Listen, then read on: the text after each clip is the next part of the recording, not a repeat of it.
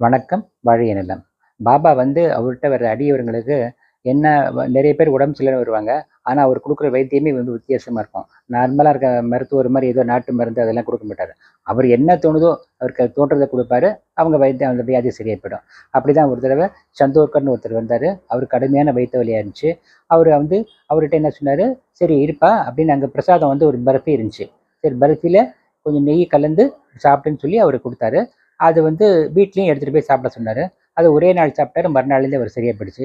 ஒரு மறுநாள் வந்து பாபாட்ட வந்து ஆசீர்வாதம் வாங்கிட்டு போனாரு. அது மாரி இன்னொரு பக்தர் வந்து அவருக்கும் வயித்து வலின்னு அவஸ்தைப்பட்டுட்டு இருந்தாரு.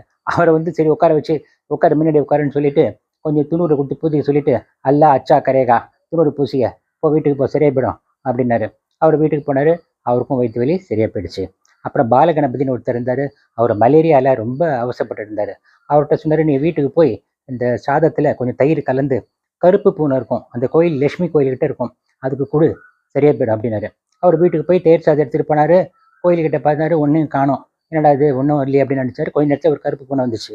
அந்த கருப்பு பூனைக்கு அந்த சாதத்தை குடுத்தாரு. அந்த சாதத்தை சாப்பிட்டோன்னே அந்த கருப்பு பூனை போயிடுச்சு. இவருக்கு ஆட்டோமேட்டிக்கா கொஞ்சம் ஒரு நாள் 1 ஆர் 2 டேஸ்ல சுத்தமா குணமாயிடுச்சு. பாபாட்ட வந்து ஆசீர்வாதம் வாங்கிட்டு போனாரு. அதே மாரி இன்னொரு பக்தர் வந்து அவருக்கு வந்து வாந்தி வாந்தி, பேதி 2ம் அவரு இந்த நடக்கவே முடியாம ரொம்ப அவஸ்தைப்பட்டாரு. அவர தூக்கிட்டு வந்து பாபாட்ட வந்து அவர் சந்நிதியில சொன்னாங்க. உட்காரு. அவரு வந்து கூப்பிட்டாரு, "வா உட்காரு, இங்க உட்காரு" அப்படின்னாரு. ஐயய்யோ! அவரு வாந்தி, பேதி. "உட்காரு, உட்காரு. வந்து உட்காரு. நான் சொல்றேன் உட்காரு" அப்படின்னாரு. அதட்டுனாரு. "உட்காந்து வாய மூடு. வாய தொறக்கக்கூடாது. எந்திச்சு போக்கூடாது. இங்கேயே உட்காரு" அப்படின்னாரு. அவரால சரி ஒண்ணும் சொல்ல முடியல. பேசாம உட்கார்ந்தாரு. ஒரு 1/2 மணி நேரம் உட்கார்ந்தாரு. கொஞ்சமா, கொஞ்சமா ஒண்ணுமே சுத்தமா வந்து நின்னு போயிடுச்சு. சரியா போயிடுச்சு. அதான் ஒரு ஒரு வியாதி. அது மாரி பல பேருக்கு பல விதமான வியாதிகள குணப்படுத்தினாரு.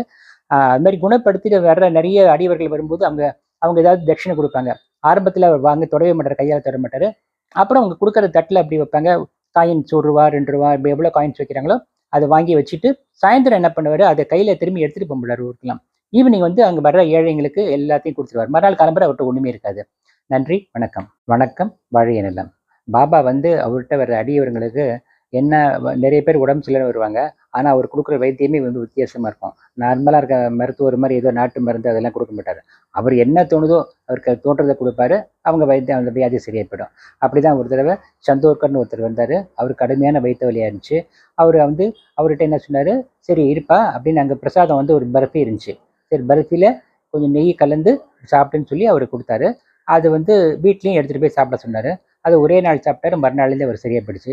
ஒரு மறுநாள் வந்து பாபாட்ட வந்து ஆசீர்வாதம் வாங்கிட்டு போனாரு.